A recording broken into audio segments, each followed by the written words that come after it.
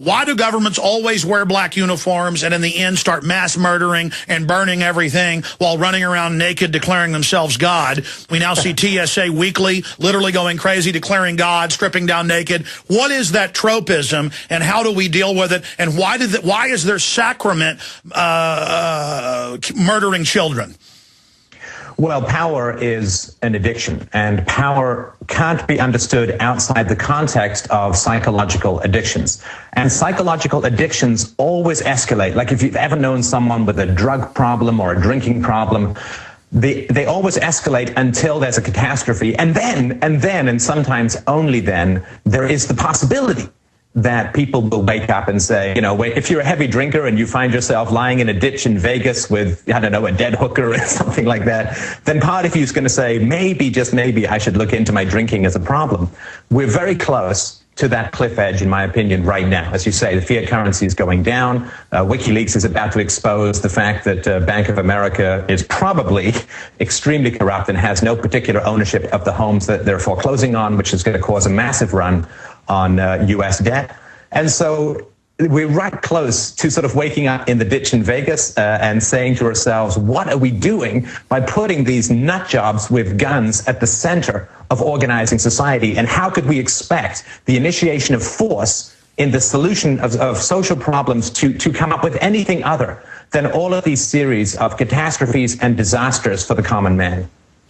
Very well said. I want one of your many research points is that nations are just, and I agree with you, are basically nothing more than farms, different systems of farming, and how the more open farms always create incredible inventions and wealth, but then that allows the parasites to grow, and it's a cycle.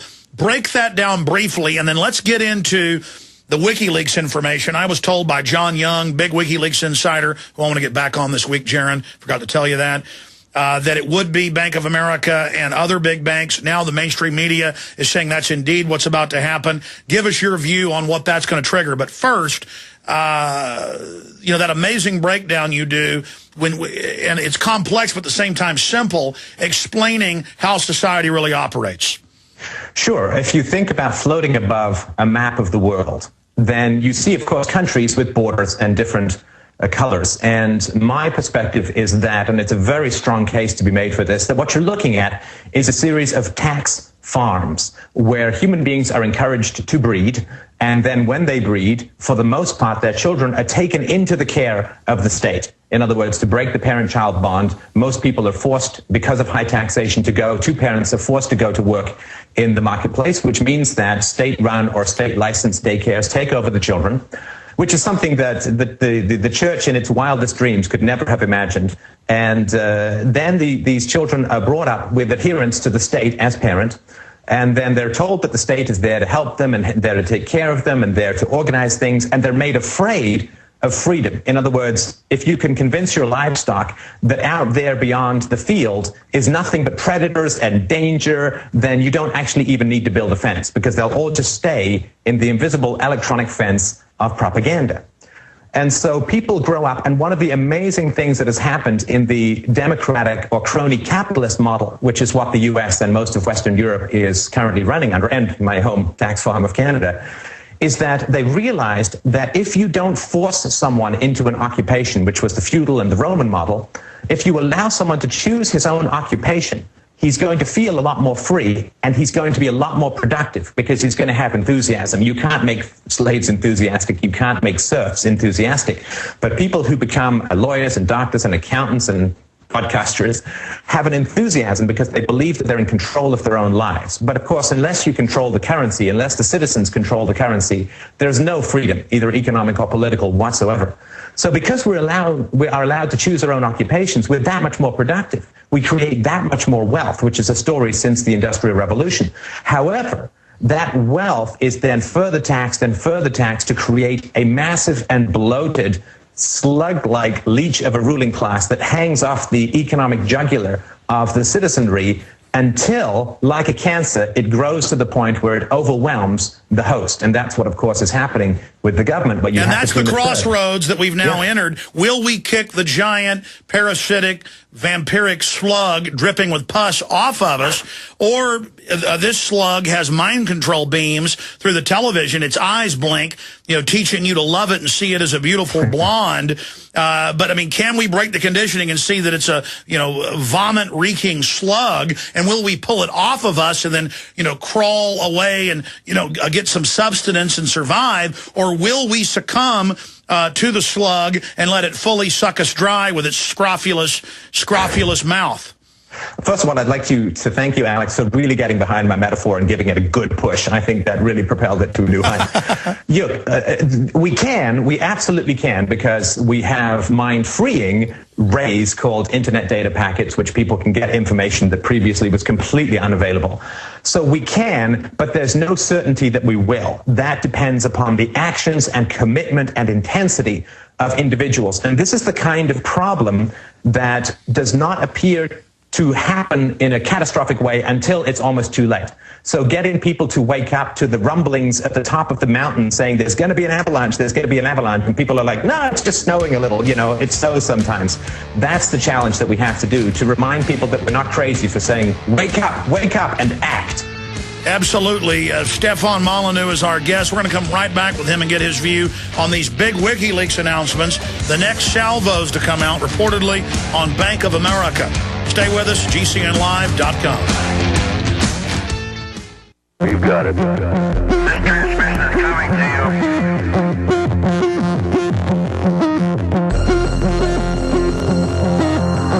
All right, you are go.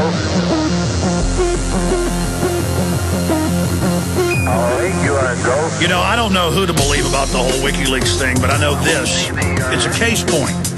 You've got it. It's a test case. If they are allowed to arrest or imprison or even execute, as Bill O'Reilly and Huckabee and others have called for, then there's no free press in this world. And I've seen Sarah Palin say that he's un-American and that he should be extradited here. Well, he's not an American. So, it really shows that Sarah Palin, whatever you think of her, is not the sharpest knife in the drawer. It's when she talked about our ally, North Korea. She's not fit to be dog catcher just with her knowledge of the world. But that's a distraction overall.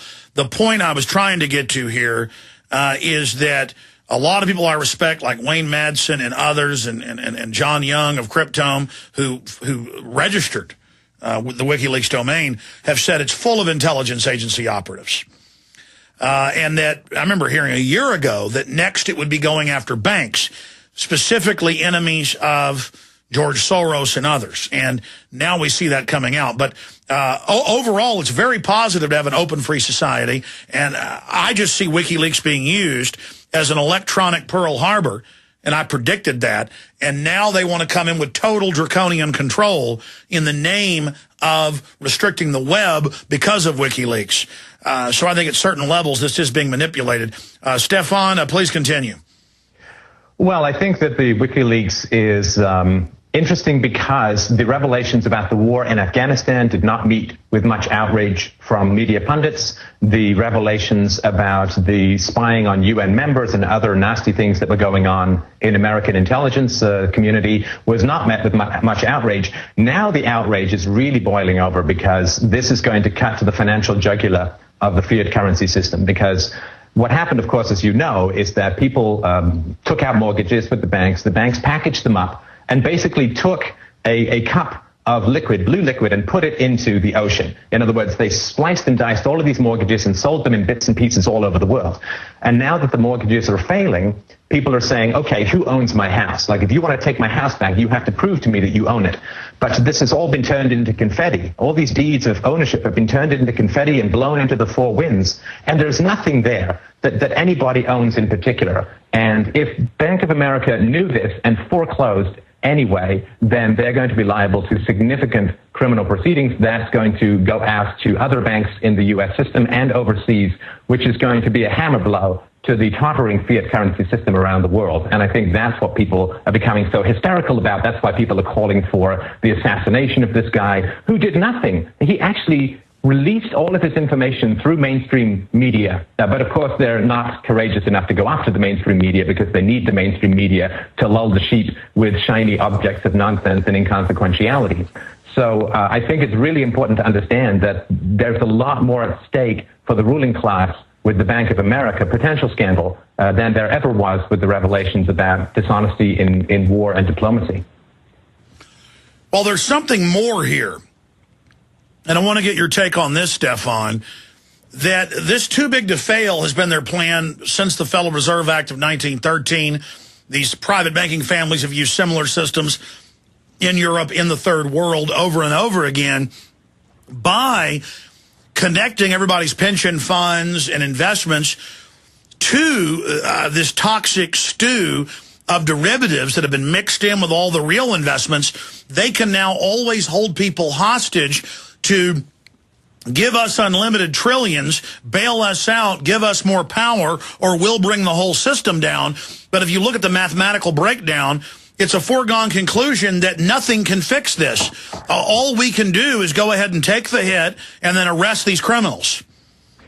Well, yeah, that's absolutely right. The system can't be recovered. I think it's important to understand as well that the war chest of money was at its very highest peak because, of course, all the Social Security money has been collected and largely spent.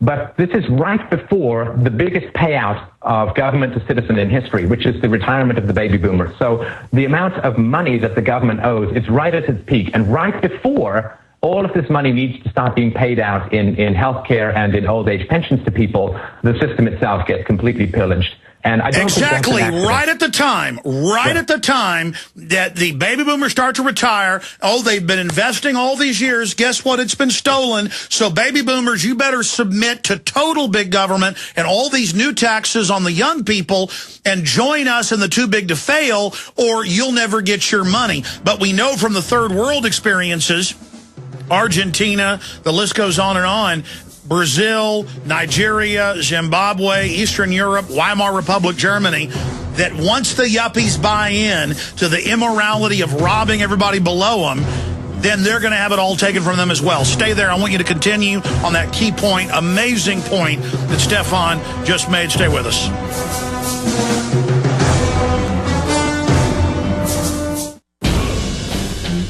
We now take you live to the Central Texas Command Center in the heart of the resistance. You're listening to The Alex Jones Show. We're going back to Stefan Molyneux to cover a host of issues and where he sees the human awakening going, how he sees the collision between the criminal cadres and free humanity in the future. We're going back to him here in just a moment. Don't forget, we're doing some key search terms today. We want to make these search terms number one so we can reach a lot of people out there. And if you go up to Infowars.com and PrisonPlanet.com, you can get this story. Is mass bird and fish die-off connected to government testing?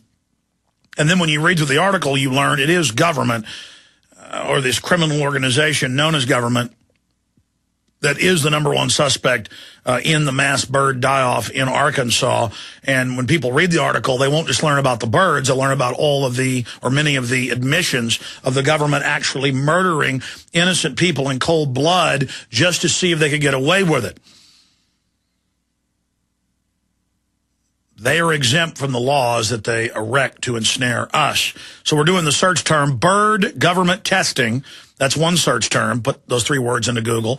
And then the second search term is end game. Two words, end game, dealing with my film that's free at YouTube.